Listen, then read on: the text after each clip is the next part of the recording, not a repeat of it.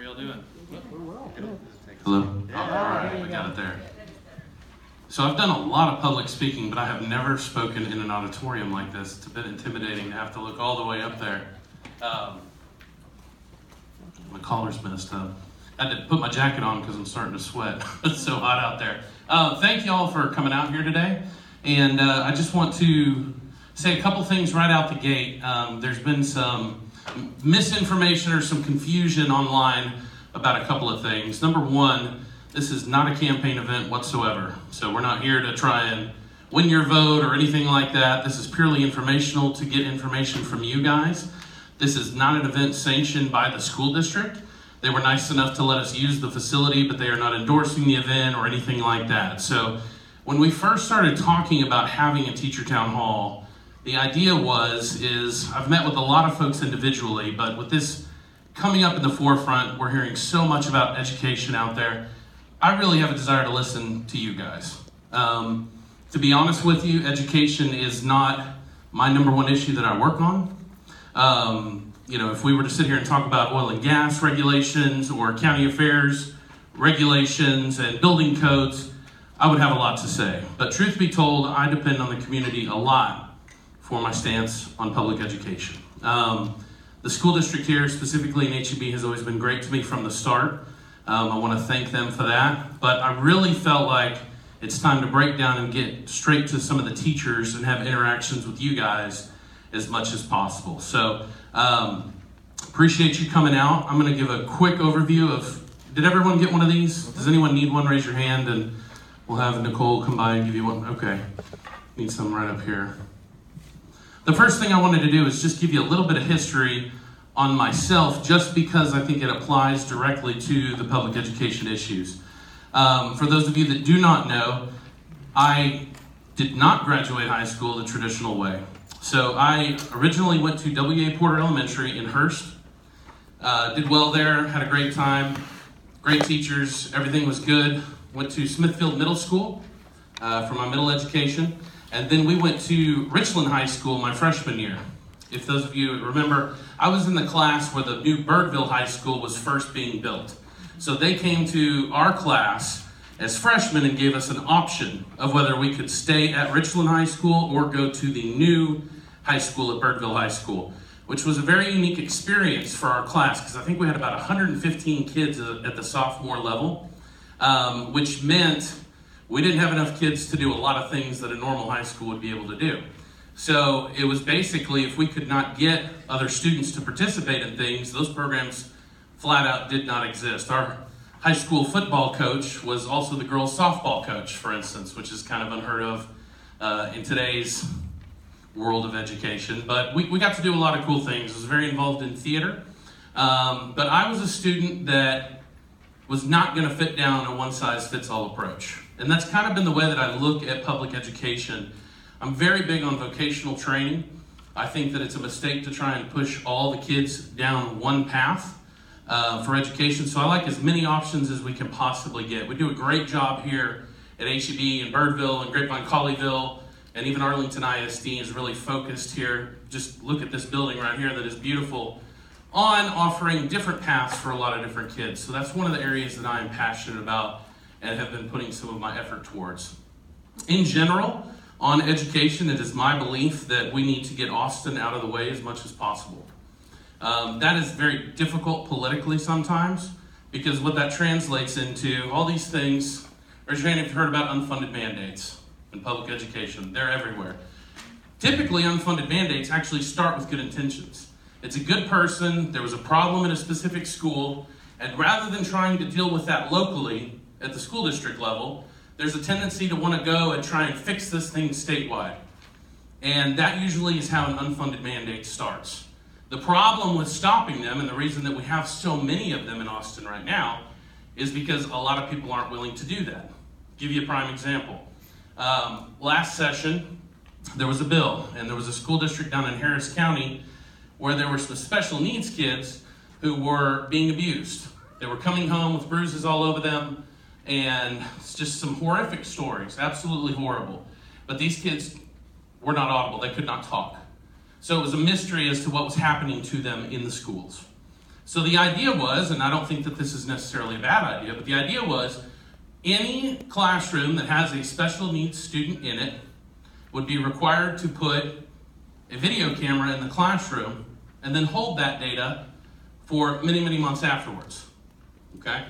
The problem with the way that the bill was written was that almost every single classroom in the state of Texas has someone with some kind of learning disability, some kind of special needs, as many of you know. So this ended up costing, literally, when we start looking at it, millions and millions of dollars for school districts all across the state of Texas. But who wants to stand up and try and stop something that pulls at your heartstrings like that? Obviously, that is an issue that needed to be dealt with, but the solution that they came up with, and oftentimes come up with, in my opinion, are bad for everyone. It's just another unfunded mandate. So those are the kind of things that I have personally focused on. I've never sat on the Public Education Committee. So my only time on working on these issues are if I specifically file a bill, or a bill gets to a floor where then we can vote on it, put an amendment on, and be a part of that process. Obviously, we get to have some say on the budget process and the money that's released and things like that. But to be honest with you, this is not an area that I've had an opportunity to go in depth into, if you will. But I hope to in the next session. And I hope to be armed with information and requests from you guys. The other problem that I see in public education is certainly the testing. And what's sad to me is this is really not a partisan issue. When you talk to Democrats or independents or libertarians or Republicans or whatever the case may be, everybody says standardized testing has gone way too far.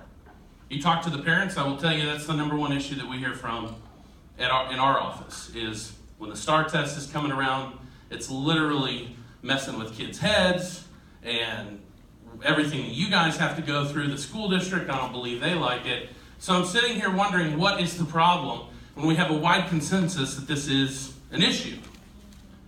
And I think the answer is that there are so many special interests involved in public education dollars, specifically when it comes to testing. And everyone just seems to turn their head. And it's a good talking point. It's a good campaign issue. Luckily, 2 sessions ago, we were able to work on House Bill 5, which was the first major reduction in required standardized testing in Texas in many years. I wanted to go much further than we were able to go, but it was a good starting point, I think. And I hope what I'm seeing is that back home, people are literally getting so mad about the standardized testing that this is becoming more powerful than any special interest dollars or Pearson Publishing or all of that stuff. So I think that we're headed in the right direction, but I'll be honest with you, where I would personally like to go, and I'd like to hear feedback from this later from you, is I want to get the state completely out of standardized testing altogether. I think that we have a unique opportunity right now because right now the federal government supports millions and millions of dollars to our local school districts through the lunch program. That's the federal dollars that we draw down. And they have certain requirements on testing that we have to do to draw that money down. We don't have enough money to replace it, so we've got to work around that. I think, based on what I've heard from folks in the White House and the Trump administration, this is one area that they are willing to cut some of the strings. If that opportunity arises, I would like to get the state completely out of standardized testing and return it all to the local school districts. What I would like to do is come up with a list, whether it's the Iowa Basic Skills Test. There's a number of different tests that are out there right now that our school district could vote on here locally and pick what is best to apply to our school district. So that's what I want to do on that. The other thing that I'm looking to do, again, is the vocational training. I think that I'm a prime example that one size does not fit all, and that's kind of a joke too, being a big guy.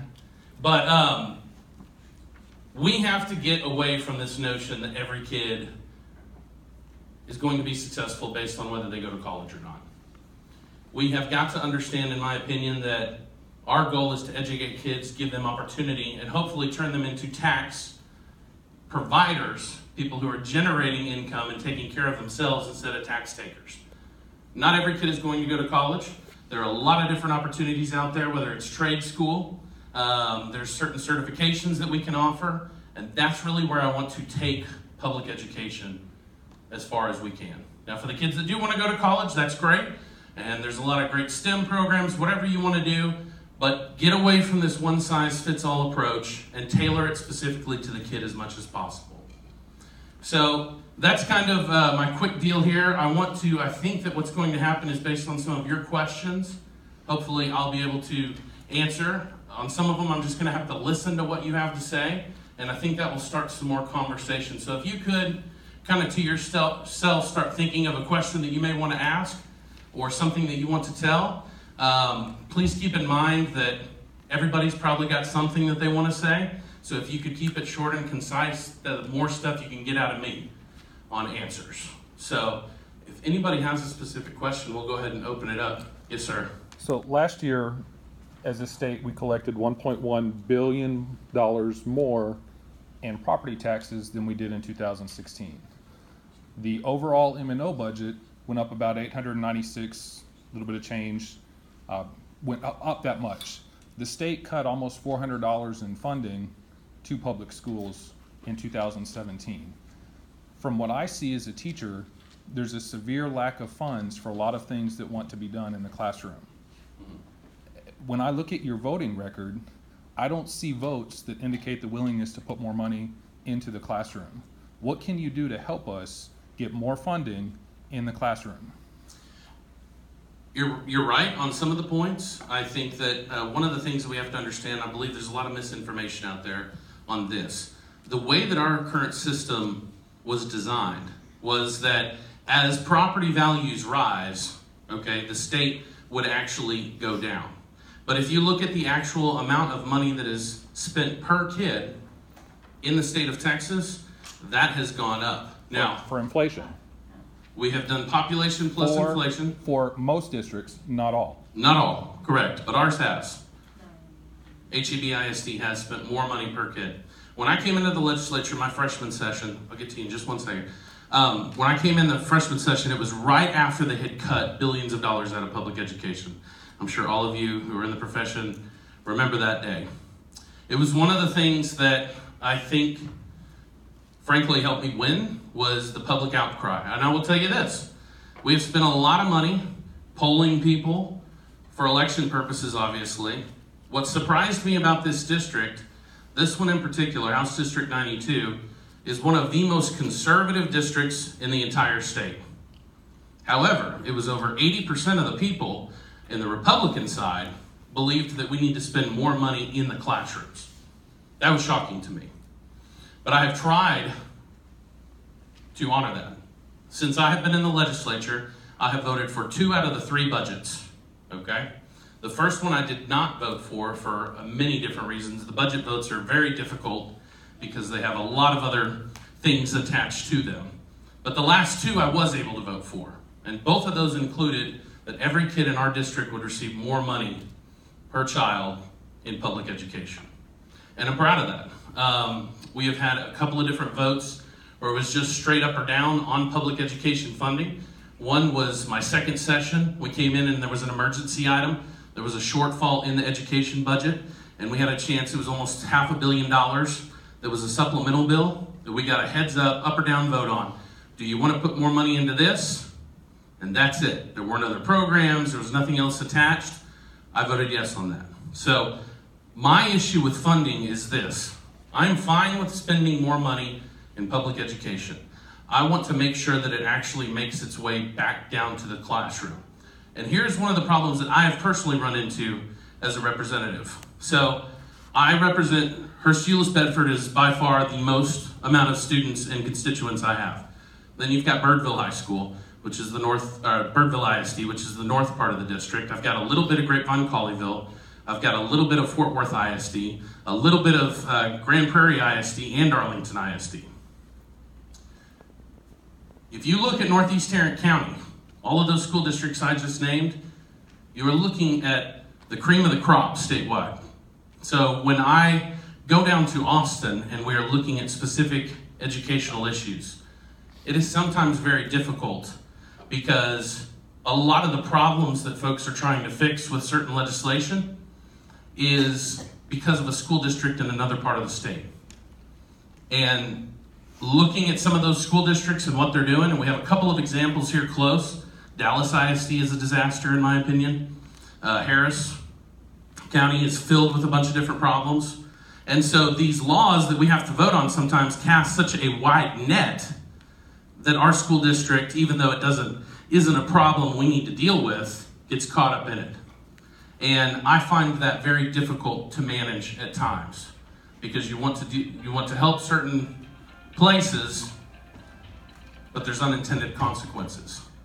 One of the problems that we have statewide, like if you look at HEB ISD's budget, the amount of money they spend on personnel and payroll is a much higher percentage than almost anywhere else in the state.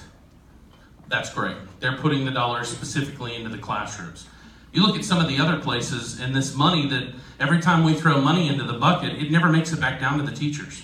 It never goes to reducing class sizes. It never goes to the actual stuff that I think most of us would agree upon we need to be doing. And so it's hard to justify sometimes when there's so many bad actors that are messing this up, and then Austin feels like it has to go in and micromanage it more than they probably should, and it creates problems. But if you ask me straight up, would you vote for more money into basic allotment that would affect our school district? I am good with that. I support that. And I think my record shows that I'm willing to do that. So, I don't know if that answers your question or not. Well, yes and no. If I have more, I'll come to you later. Okay. I said we'd go right up here and then we'll come here. Yes, ma'am?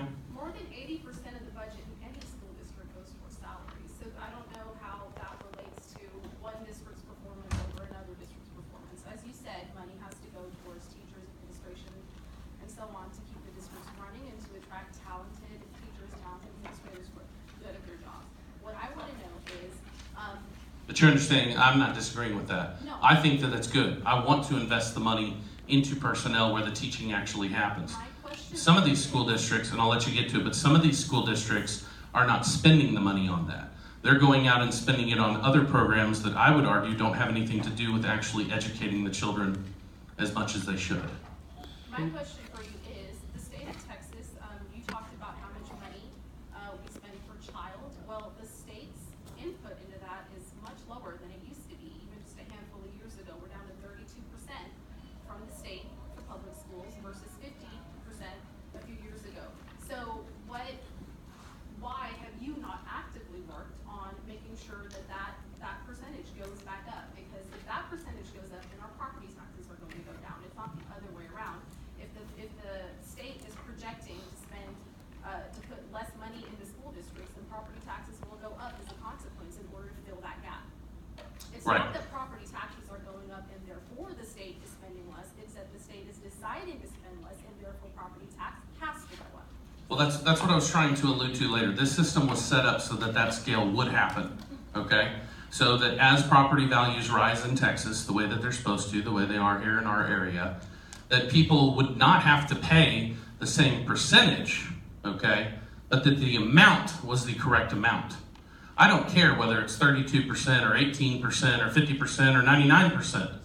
What we have to answer is, do we have enough money for each individual student in the state of Texas to educate them? That's where the debate should be. So then why are you asking? So a Republican conservative idea has been that we don't have to raise taxes just to raise revenue. If we can grow the economy, if we can grow property values, if we can grow and lift every single ship, then everyone's individual burden or percentage they're responsible for will go down. And that's what we have been seeing. That has been one of the successes of Texas. Now, one of the failures has been, in my opinion, is that people weren't honest with that's the way the system was set up to be. So that the state would have to put in less as the economy and house values and everything else goes up. If the state decides to put in less, then they have to put in less. They made that decision. They did make the decision, but what I'm telling you is I believe the system was set up to do exactly what it's doing right now. I think that it is a distraction to get caught up on what was the state's actual percentage. The real question that all of us need to find the answer for is, how much does it cost to educate each kid in Texas the right way? And we have to figure out how to get that money. So is 47th in the country a good number to you? I do have a problem with some of that, like I said. Yes, I do. But again, what we have to do is make sure that that money goes directly down to the classroom, and then we're okay with that. But I want to back up here just a second, and I'm willing to take some heat on this, but understand it's frustrating from my standpoint because according to many of the conservative think tanks and whatnot, we have voted to put more money into public education every single time that I've been in the legislature. And all but one time, I actually put my stamp of approval and vote on it too. So I reject the notion that, oh, well, he wants to take money out of public education. I think my record actually shows differently. Representative, just a point of clarification. Can you tell us some of the things that other districts are doing that you find objectionable? I think everybody wants us to spend more money in classrooms. Sure. But I don't understand. And now we're going to get into nitpicking, but like I will tell you, Dallas ISD seems far more concerned with facilities and doing nice new shiny objects rather than actually filling every single one of those classrooms. So there's a number of different campuses, a lot in the fast growth districts across the state, where you have a beautiful building that isn't even being used completely. Does that come out of state funding? Well, some of it can and some of it doesn't. So if they pass a bond election and build it that way, then that has nothing to do with the state. But one of the concerns that I have, Joe, is that when you look at the percentage of money that is spent on the basic education, reading, writing, arithmetic, that is consistently going down, okay? And being one for vocational training, I would expect that to a certain degree. But if I'm being honest, here's the big sin in Texas that you're not allowed to say. I think that we're spending too much in some of the athletic areas and need to get back to more of the book stuff in some cases. Now again, I'm nitpicking because I don't think that that's fair to say. I'm not criticizing our school districts for that. They're the exception to that though. One of the problems that our school district has as well is that a lot of this money comes with strings attached. So when you talk to our school board or our superintendent, the mass majority of the money that they get, they have strict instructions on how that's supposed to be spent. And if they don't spend it that way, then they don't get it. So we end up doing a lot of things that maybe our school district would not want to do.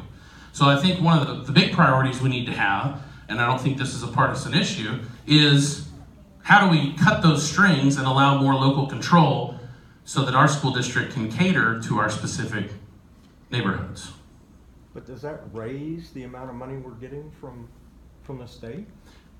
I would like to do both. So I want to free up the current money that we're giving and then add on top of that. Go right here. Okay, so I'm gonna kind of toss this around to you. So right now there is more of research has showed decline in teaching. Not increasing, but declining. Teachers are actually, and I'm one of them and I have no problem telling you this, I work 2 to 3 jobs on top of teaching. Right. And I spend a good 40 plus hours at my school on top of that. And my husband works. So I hear you keep talking about money in the classroom, money in the classroom. But you have to understand, without that money in the classroom, you have teachers like us that are going out. I mean, I'm also an adopter coordinator for my school.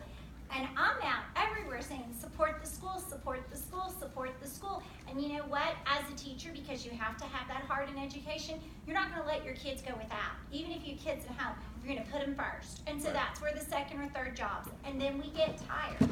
And so that's the kind of stuff. So I'm hearing you. I'm hearing you loud and clear about money in this classroom, money in this classroom. But overall, I don't think that's the major issue. I think the issue at hand is the money's not in the classroom. How are the kids getting it? Well, let me tell you how they're getting it. They're getting it from asking for donations, getting people to come and support you. But on top of that, in your own budget, I was asked a question the other day, and it's very easy to spend $1,000 and not even realize you're spending $1,000 in your classroom. So are you telling me that you're going to go forth and represent us and say, hey, it's in the classroom, but let's look at the teachers and you have to put our voice in there, saying they need the support too. Right. So if you have, on the average, I think in our school alone, there are maybe 10 of us that have 2 or 3 jobs on top of what we're doing. So you've got to realize the momentum in teaching, that's a job in itself.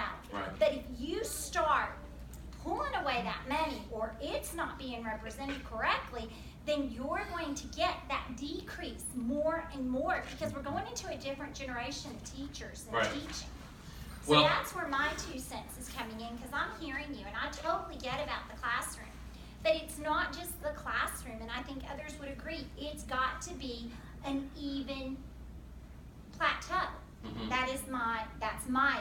And I will tell you this too. Thank you for the feedback. That was very good and helpful.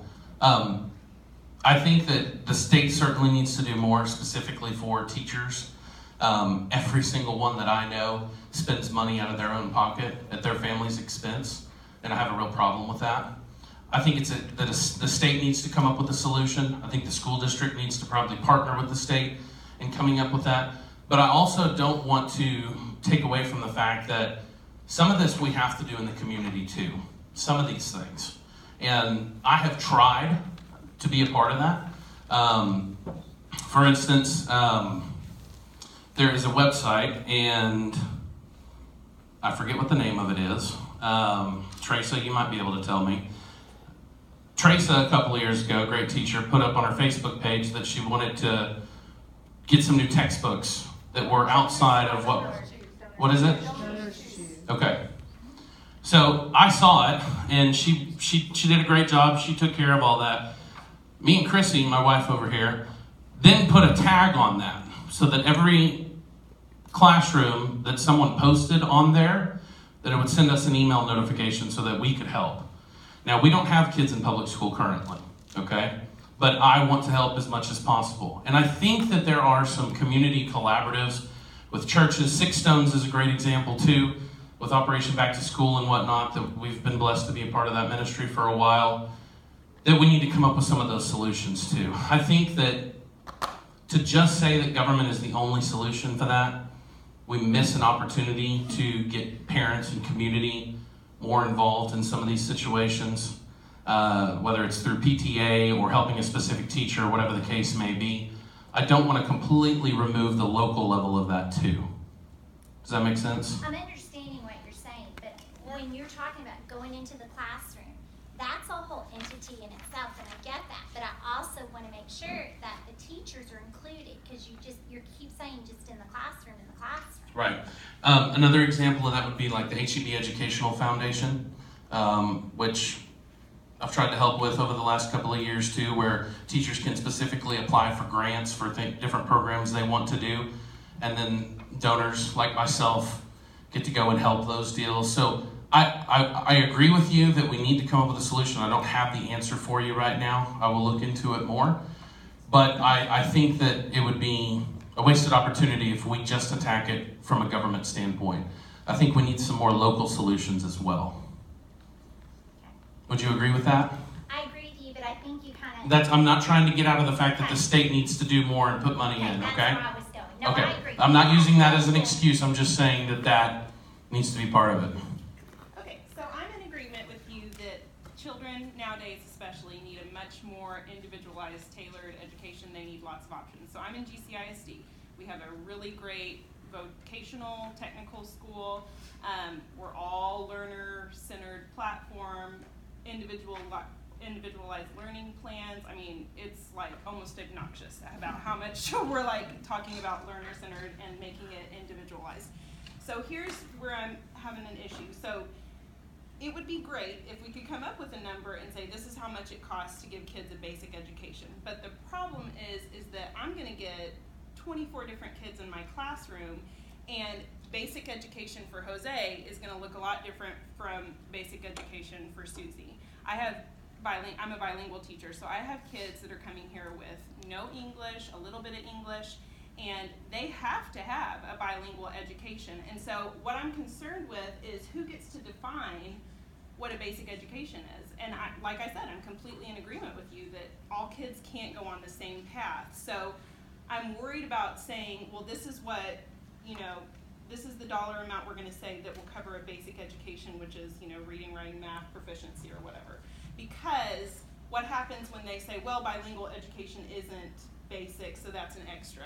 and technical school isn't a basic, so that's extra. And this isn't it's Right. happened with theater, music, all that kind of stuff. And then I get worried that that kind of stuff is going to be the first to get cut. And then I'm having kids that Jose can't function. He cannot have a basic education because he needs bilingual support that is specialized and that I have to give to him above just the basic education thing. So I think that's my issue with, instead of just having the state return to giving us its full, or go back to its previous contribution that it gave to us, instead of saying, well, here's our number, and as long as the taxpayers and the state are kind of working together on Right. that, it doesn't matter who's paying more. Yeah. That's the problem for me, because It's all coming from Texans at the end of the day, whether it's And I- business owner or an individual or property taxes or sales. yeah. Yeah. And I- So let me just address what you said real quick. So I'm frustrated with that too, because ever since I got to the legislature, like I remember my first session was, all right, we had this, and no one was really pushing for it the first session, but they were like, we need to deal with school finance. Well, everybody here would probably agree school finance is completely broken. And the biggest problem is I bet you no one in this room even understands our school finance system. I mean, Debbie Ressler, who used to work here at HEB ISD, was literally like one of 5 people in the state that really understood it. And as pathetic as this sounds, I mean, our great superintendent, Steve Chapman's up there right now. I would call poor Debbie Ressler at 12 o'clock at night on the floor as these amendments are flying, because every time it's like whack-a-mole. You hit this over here and then this one pops up, and all of a sudden you go from a winner to a loser as they mess with these mechanisms. And I was just like, do we win or do we lose? And that's the problem with the school finance system in Texas right now, is it's all about whether you can get 76 representatives who think that their district wins or not. So the problem, in my opinion, is that since I've been in the legislature, those from up high have passed down this idea that we're not going to do anything on school finance, we're going to wait for the courts to define it. That's been the excuse because of all the lawsuits on school finance and everything going on. I completely agree with you that we have to get a set standard for what that is. It's very difficult based on inflation and different things to get an exact price, but we can at least get a range. Because until we get that range, there's so many other areas of public education that are off limits because they're directly tied to funding.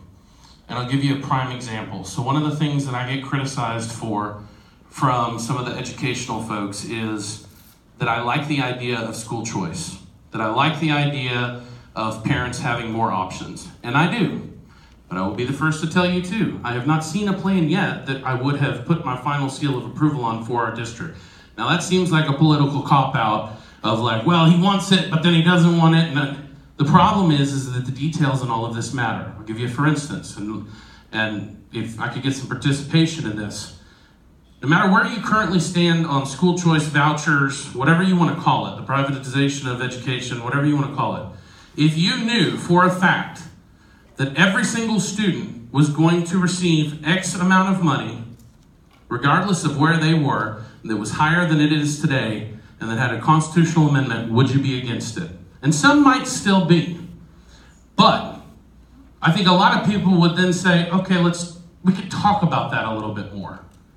And so a lot of this stuff, a lot of those issues, whether it's A through F or standardized testing and all these different things that we're talking about education, all link back to the funding problem that we have. And the biggest problem, I think you identified it, is the state, the legislature, and politicians have not been willing to go out there and actually define what it is we owe each kid. What does the section of the Texas Constitution that says we have to provide an education to every kid, what does that mean? No one has been able to do that or been willing to. I'll come back to you, but I want to get to some of these folks first. I'll keep my hand up so you don't forget. Okay. Okay, Yes. so my question deals with what you just started to talk about, which is school choice. You mentioned that you would like to see more money go to the classrooms. The problem with school choice is that takes away money from public education classrooms, millions and millions of dollars. And that does a disservice to kids who can't afford to go to those private schools. So I guess my question is what would your solution be if you're pro school choice as your relationship? So hard to define that because it means a lot of things to different people, but maybe this will help you. First of all, I'm not going to vote for any school voucher, school choice, or anything else that does not provide a level playing field. You can't expect a public school with all the restrictions like we have here locally at HEB ISD to compete with a charter school who can do whatever the heck they want to. They don't even have to hire someone with a teacher certificate, for instance. That's not fair to expect them to have to compete at the same level. So for me to get on board with one of these programs, it has to be a level playing field across the board, okay? And rather than, I think that the tendency is we want to, well, let's make the charter schools or the private schools or whoever else, let's make them come up to the standards here. I don't want to do that. I'm the opposite. I want to pull a lot of the restrictions that are on public schools right now down to a more acceptable level. And it's mainly just because I've seen the excellence of when a community and good people get involved in a school district, what it can do, like we've seen here, okay? I'm fine with trusting these folks with more money. I'm very hesitant about some of the other areas, okay? But we can be an example for the rest of the state. So when it comes to school choice or vouchers, there's so many different plans. It's hard to say I'm for it or I'm against it. There was one program that came up 2 years ago that really excited me because I actually thought this one might be feasible, and we never got to a finished product, but I'll give you an example. So along the lines of the vocational training that we've been talking about, a lot of the school districts are partnering up with local businesses now, okay? Like Bell Helicopter has come in here and working with us. Arlington Fire Department's working with Arlington ISD and their vocational training. I would like to see us get to a point where we can help incentivize businesses to partner with the school district and provide them some, whether you want to call it, if they do grants, then they can get write-offs on maybe their business margins tax or what have you. Now that plan was labeled as, oh, well then all this private money is going to flood into the public schools and then they're going to hand it out in different ways. There is a little bit of a school choice element to that. I think that's a great idea if we could nail down the specifics. Let's get businesses to partner. I love when I see those different examples. So it's very hard for me to answer on the school choice stuff and the vouchers. I don't think that the Texas House has been anywhere near having this as a real issue. There's a couple of folks that really drive this home on the other side of the Capitol building, and it's become a big issue, and I know there's a lot of concern. I've tried to be as open as transparent about it as possible. I would like to get to a point where every single parent has more options for their kids. I wish my parents had had more options for me, but I'm not going to do it at the expense of public schools. Does that make sense?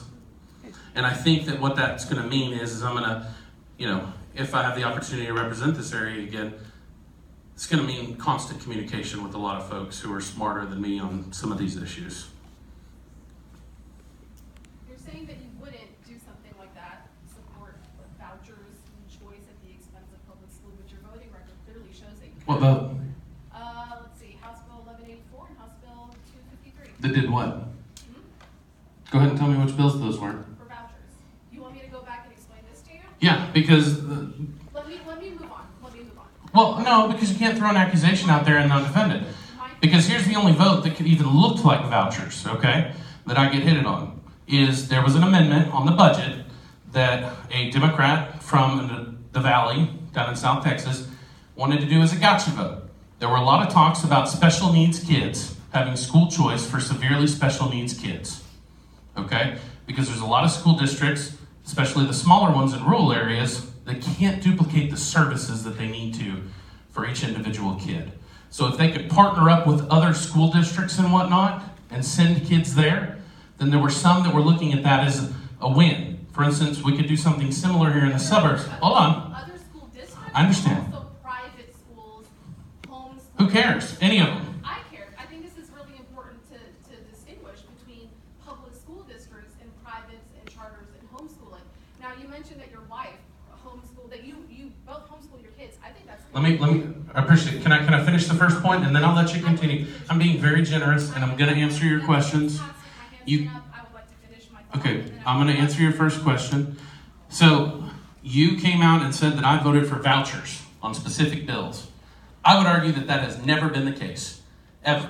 There was, tax credits for donating to charter schools. which is exactly what we were talking about, an idea right over here. House Bill 253 tax credit scholarships. Yes. Okay. So that was specific things on special needs kids that had to do with business scholarships. It wasn't school choice. It wasn't vouchers. It wasn't for every kid. We're talking about maybe a couple thousand kids in the entire state that would have affected. So if that's the voucher vote, then I am guilty. What if the vouchers had something to do with their religion, since it does go to religious schools, private schools? I want no religious test whatsoever when dealing with public funds. But I will tell you, here's part of the hypocrisy that I'm frustrated with from some of the folks who oppose or think they oppose some of the ideas that I may have had on education. We have a wonderful school down here in South Euless, okay? And it's the Harmony Charter School. And when I first got into this district, I had, frankly, a bunch of people who supported me, who were like, we got to get rid of that school. There's, Muslims in that school. It's, run by the Gulen, all this crazy stuff that I heard about this school, okay? And I was like, I'm going to go check this thing out. And I walked in there unannounced and said, I'd like to tour your school.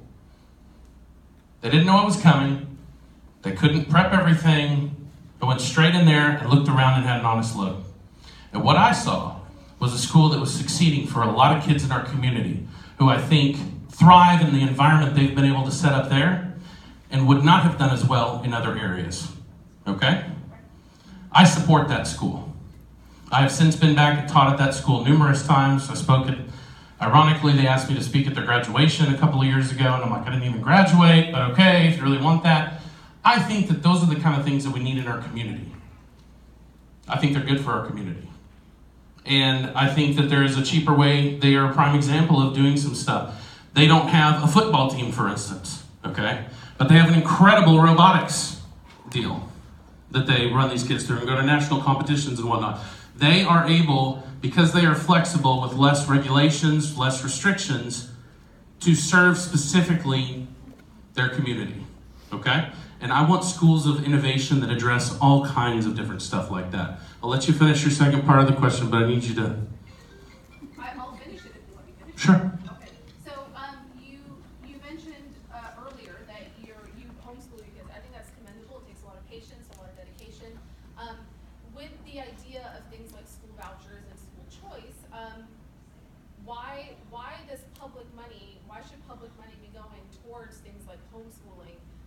Or, I mean, you said charter schools, and I'm a little confused right now because you're talking right now about how much you're supporting schools like Harmony because of what they're doing for the kids, but earlier you just mentioned how you have an issue with charter schools and the lack of regulation in charter schools, but you just said that you think it's commendable that the lack of regulation gives them more freedom. I don't think I said I was... You did. You said... Well, then I misspoke. I am not upset with the lack of regulation. Repeat what you said earlier, if I could, please. You said that, with charter schools, one of the issues with charter schools that you have is that, they can hire teachers who aren't certified. They don't have to meet certain criteria. You don't really know what's going on in there. But I was saying that in conjunction when you try and compare them unfairly to a public school who does have to go through all those rules. It's not fair. I didn't say it's not right. I said it's not fair to compare the two. That's completely different. Public funds going to charter schools where they're able to hire teachers who are not certified, where they're able to do whatever, like you said, do a lot more with lack of regulation, with the lack of accountability that there is in public schools.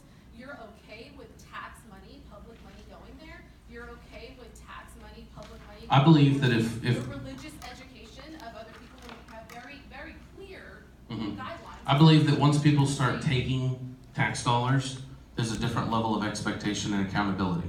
Which is why I will tell you, hold on, let me finish.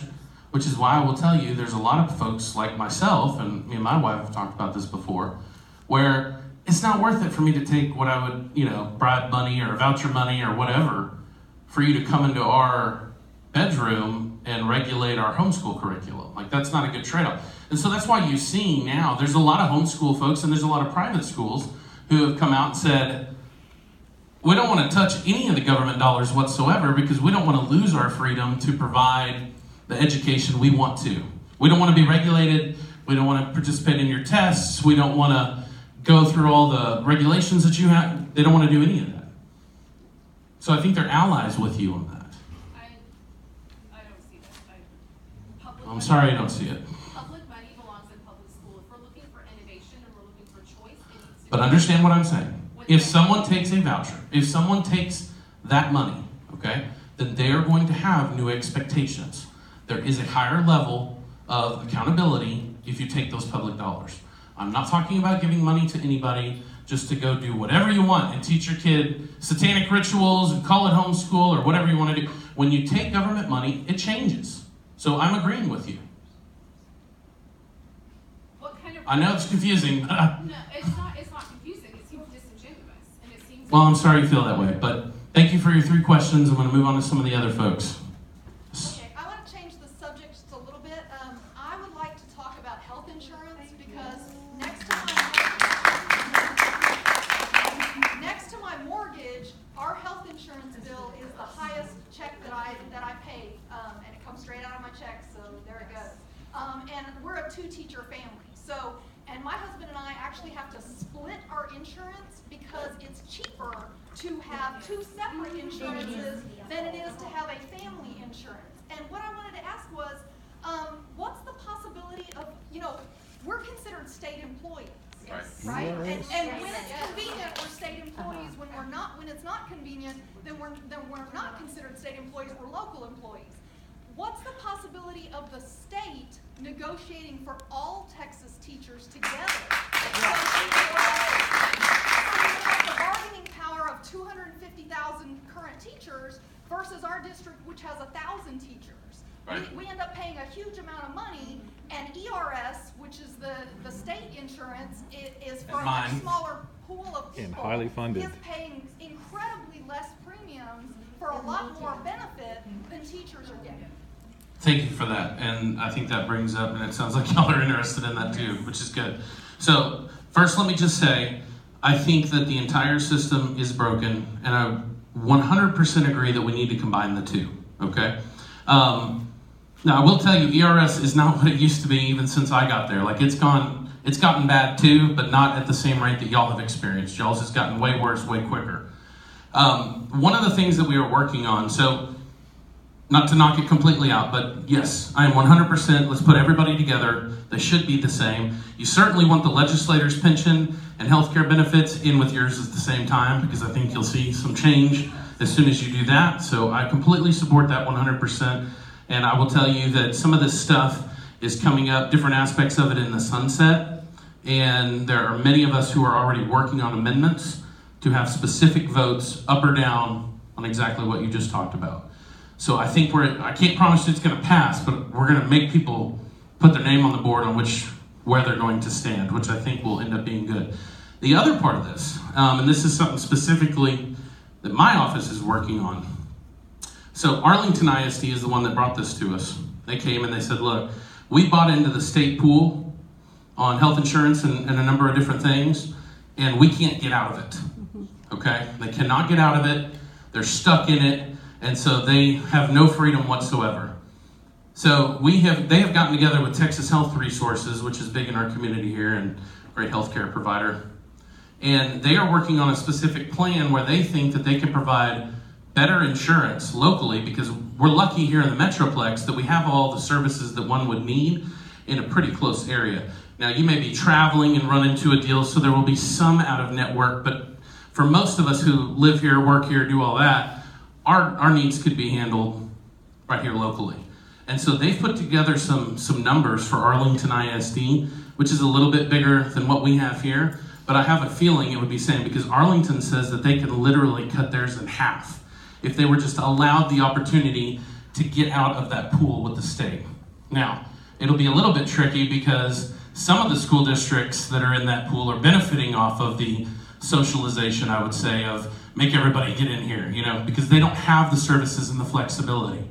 But things have changed for us here locally, so we are literally drafting the bill. I don't know if I will file it or somebody else will, but we'll allow the school districts the ability to opt out of that pool and give the local folks some flexibility on coming up with their own solution. They can, still go with it if they want to, but just give them the option.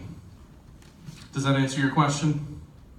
Well, mostly, but I just would be interested in seeing the state negotiate for everybody, and so we just have a larger pool. But that's what you would get if you combine that with ERS. If you combine everything, that's what you would get. I do think that there's some good stuff. So we had some White House officials come down to the Republican caucus a couple of months ago, and they were talking about finally maybe doing some block granting from the federal government, because most of the healthcare dollars and whatnot that we get at the state level come with strings attached to us too. So the federal government tells us exactly how we have to spend every single dollar. The idea has always been that if we can take those dollars and use them how we want to instead of that it would be more effective. And I think that this whole issue is very difficult because it's not just how much is the state going to be willing to kick in, but the cost of healthcare also drives this up. So you've got to attack this problem from numerous different angles. And we're way past time. And not just for current teachers, but for retired teachers who are going through the exact same thing, probably in spades. Yeah, Mr. Steele. I want to ask you why you voted against the free breakfast, Senate Bill 376 back in 13. Was our kids, when It was this last time. our kids come to us hungry, we can't, some of the best money that's spent is getting those kids. And our kids eat, they eat breakfast. Mm-hmm. So, I agree. And I got to tell you, Mr. Deal, this is one of those issues, just like the cameras and special needs classrooms, that was very difficult. Because it's an emotional issue, but it's also a legislative issue. And at the end of the day, it came down to me, what is the proper role of government? Where should these decisions be made? And I felt that it's at the local level would be better than a state mandate on any of it. We also had a bill that was very similar to the breakfast program that came up last session. And they labeled it the lunch shaming bill. Okay? And I know the lady who, Representative Helen Giddings from Dallas, who sits very close to me, who carried it. And I know she had very good intentions in what she was trying to do. But what her bill did was say that basically every school district in the state of Texas, because we have a growing number of kids who are being bullied and shamed for not having the same lunch or what have you, that every school district in the state of Texas would be required to provide a hot meal for any kid that went through the line and started to do it, okay? The truth is that I think that this is already being taken care of at the local level with our school district making different policies. No one came to me and said that this is an issue in any of the school districts. I never heard anything about it. There are federal mandates and state laws that require you have to feed the children right now. But they are not required to have a hot lunch. So in many cases, they're provided a cold lunch with a sandwich and an apple or what have you, but not a hot lunch. So what this bill would do is, number one, it would have gotten rid of that program, okay? But the other thing it would have done is, I was thinking about the unintended consequences of what an idiot kid like me would have done back in the day. Mom gives you $5 for lunch for the whole week at school. You figure out that I can go get a tray, double up on a double lunch, 3 rolls and 2 chocolate milks, roll up to the line, and then say I don't have any money for it. And the cafeteria lady in the school district cannot take that tray from them, cannot tell them no, cannot do anything, they have to give it to them. That creates a disaster, in my opinion, and it puts the school district in a very bad position. I understood where she was coming from on the issue, but I disagreed with what her solution was. So, of course, had to stand up there, and this was actually a bill that was on the local and consent calendar, which means it's supposed to go through with no debate whatsoever. I got a couple of calls, not from anyone in this room and not from HEB ISD, but from some local school districts who said this is another unfunded mandate on us and we don't have the ability to do it, and if there's anything you can do to stop it, please do. So I had to stand up there at the microphone and literally procedurally kill this bill. And of course, the next day you're on the front page of the Fort Worth Star-Telegram and the Dallas Morning News that you're okay with kids being bullied and kids not being fed. That was not the vote that I think that we were taking. There's not a kid in this district or in the state of Texas that isn't provided a lunch already. And I'm sick and tired of hearing emotional stories that turn into mandates, that turn into hurting all of the kids instead of just a very small amount.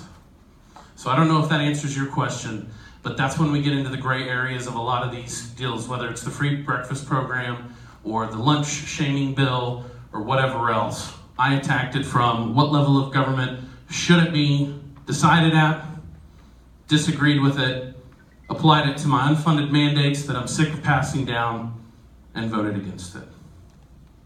We'll go here. Every time the legislature meets, many teachers, especially of the age I am and the ones that are getting close to retirement, are concerned that they're going to change the rules for the defined benefits. Right. Every time it comes into grabs, we're just, are they going to do it this year? Is there any way we can stop that and just keep it the way it's always been and not have to worry about them trying to change the rules every time? I wish we could. I'm being honest with you. I don't think we can. And here's the truth. You've got a bunch of politicos on both sides of the aisle that benefit from a large group of people being constantly engaged, feeling threatened, being scared, that they think that they can manipulate into their own political reasons. You have some folks who are opposite of me on philosophical sides, you know, like maybe they want to spend more money, they want to tax more, whatever else. They don't want to fix that problem either, okay? Because they would rather keep tens of thousands of teachers amped up, frankly, on an issue and involved politically. And you guys are stuck in the middle, and it's a shame, and it's wrong. And I don't know how to bust that open. But if you ask me, is there something we could do? There's a lot that we could do. There's a lot we could do. One of the problems that I have too, though, is if you look at like the Retired Teachers Fund, for instance. Some of the investments that their private board has made on investments, I think are completely wrong. So right now, if they go out and invest in whatever it is, whether it's high risk, low risk, whatever, they don't feel that they're accountable. Because at the end of the day, they can send out an email and say, our health care or our retirement or we're not going to get this check is going to go down. And the state has to come in and supplement. Because there are so many people like myself who feel like this is a moral issue, it's not even a fiscal issue. And I've said this publicly, I've said it on the House floor. I have voted for retired teachers' health care and pension every single time. I've been scored negatively on it by a lot of my supporters. The only time that I think anyone could have a complaint on my specific votes on that was my freshman year when I voted against the budget. When I voted against the budget, that was the payment mechanism that would have enabled more money. So I only halfway did it, if you will. So I voted to put in more money into TRS, okay? But then I didn't vote to fund it. So I think I could face some criticism on that. Again, the budget is this huge animal and it's hard, but I understand that criticism.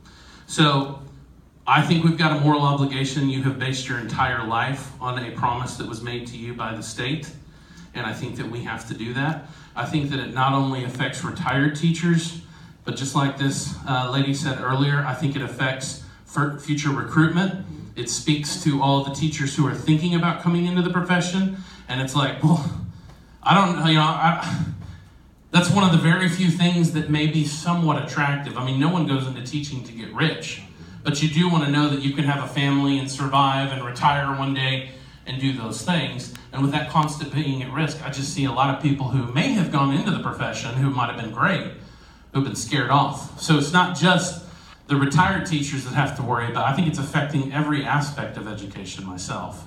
So to answer your question, I am willing to put more money into those promises. I am getting to the point, because we've now done it every session since I've been there, that I want to start looking at reforms too. I don't want them to be able to go out and invest in casinos or high-risk real estate that may not get the returns. So they're going out and shooting for the grand slam when I think some of their investments need to be hitting singles. This has to be a partnership. It's not going to be the state's just going to be the stopgap for your crazy decisions. So I'm willing to put in more money, but I want to know that that money is being used responsibly. Last question. We'll go here and we'll come here. Yep. I just have something fun. So Yes. The 2015 legislative session, House Bill 1164, was about the writing pilot, and Representative Gary Vandiver sponsored it. And for the last 2 years, districts The writing pilot. Okay, is this the testing? It's an alternative assessment to the Correct. writing Yep. assessment. And so for the last last 2 years, districts across the state have been participating in this writing pilot. The TEA has been getting legislative reports. There's another one due in September. The pilot was, the first year was 3,000 students and went up to 50,000 students in January when it opened it up to anyone across the state that wanted to participate. So I think that there's a lot of really good stuff that happened and came out of that pilot. I would encourage you to read the report when it comes out in September, because I think that it has a lot of good information and potential ways to reform some of this. And it wasn't just writing, it was reading as well, and a couple of other things. No, this was just for an alternative. Okay, well, there were multiple bills that kind of did the same thing. So that ended up, what you're talking about actually was one of the biggest fights of the session. Correct. If you watch on the floor. Yes. I don't know if you watched it at all. But we were going bananas because I was trying to include everything into that. Yes. And because, you know, again, all these people say that they want to reduce testing, and then you have an opportunity and they're like, no, not yet. It's very frustrating. So we forced a vote. Representative Tinderhold actually forced a vote and was like, hey, expand this to include everything for everyone. Where do you stand on standardized tests? It was a real interesting vote, and it took all day. But I'm glad to hear that that feedback has been good. We thought it would be, and I really would like to take that everywhere. It was a great opportunity for kids, and the impact in the classroom. Like, you can talk to any teacher who did that in the classroom, and they tell you about how much more freedom they felt to really teach kids and what kids needed, and they could do more authentic writing and things like that. So it not just in testing, but direct impact in instruction as well. And I will tell you this, and it's kind of a secret tactic, so I know some people are recording, but we may hurt ourselves if this gets out. But what I would like to do is turn this completely on them, okay, for the testing folks down there, and force a vote on all of those issues one by one each time. Because I don't think we get more calls about that. My office, my staff gets more calls, and it's always a couple of weeks before. If we can cut off the funding mechanism, okay, and the accountability standards that we hold these school districts to, which I will tell you was one of the very few votes that I can tell you I actually regret. The A through F testing model was something that was sold to us, and I think that it ended up being a total sham. If I could go back, I would not have voted for that, and I can say that publicly. I have written letters since then to have them not apply it to the school districts because of tons of different stuff. But if we can break that line between funding and accountability on standardized testing, the truth is the poison pill is already in. Parents don't have to have their kids take that test. A parent can refuse, okay? My kid's not taking the STAR, period. That's already in statute, that's already the case. The problem is that it literally works against us on the school level, because then the school's held accountable and their funding is based on it, and then your assessment as a teacher is based on it and everything else. So if we can just strategically find a way to flip it on them and cut that tie, then the answer's already there to take care of standardized testing. Because no parent, if they know that, and the school district doesn't care whether they do it or not, then no one's going to take the STAR test. We're just nullifying the whole thing. So we'll do one last one. Yes. Hey, first of all, thank you very much for coming out tonight to talk to This has been great. student teachers. I'd like to do more of them. We plan to. So. Well, I would like to point out one thing about school choice, especially related to charter schools. They are public schools, and they do a lot of the same things that traditional ISDs do. But if you've ever looked at the amount of funding and how those schools are funded, charter schools get almost all of their funding from the state of Texas, whereas a traditional ISD will levy property taxes. Obviously, charter schools can't, but when you talk about school choice, charter schools are much more expensive to the state of Texas than a traditional ISD is. And I just hope that's something you're keeping in the back of your mind as you're thinking about public education moving forward. I agree that you can't compare apples to oranges. I don't know if I would agree with the total assessment that you had there, but yes, I do want to keep that in mind. Financial data backs that up. It will show you where the state funding comes from and how much is traditional ISDs and how much goes to charter schools. I think some of that's going to start to change because for the first time ever, we had some money go into structural stuff for charter schools that are available. And as they kind of transition into the same funding model the public schools are currently in, I think that comparison will be a lot fairer. But yes, I understand that the state portion right now Is for the significantly charter higher. school, but I think a lot of that's going to change too, because of what Trump's administration is trying to do on public education, and they're really pushing charter schools, school choice, and all of that stuff. I think that they'll start getting some of their share too. So I don't think that will hold, but it is true right now. Yes. Thank y'all for coming out. I want to tell you guys, so y'all have this here. There's some fun stuff that we do. One of my favorite things to do in this community has been to teach, and I've been in some of your schools already.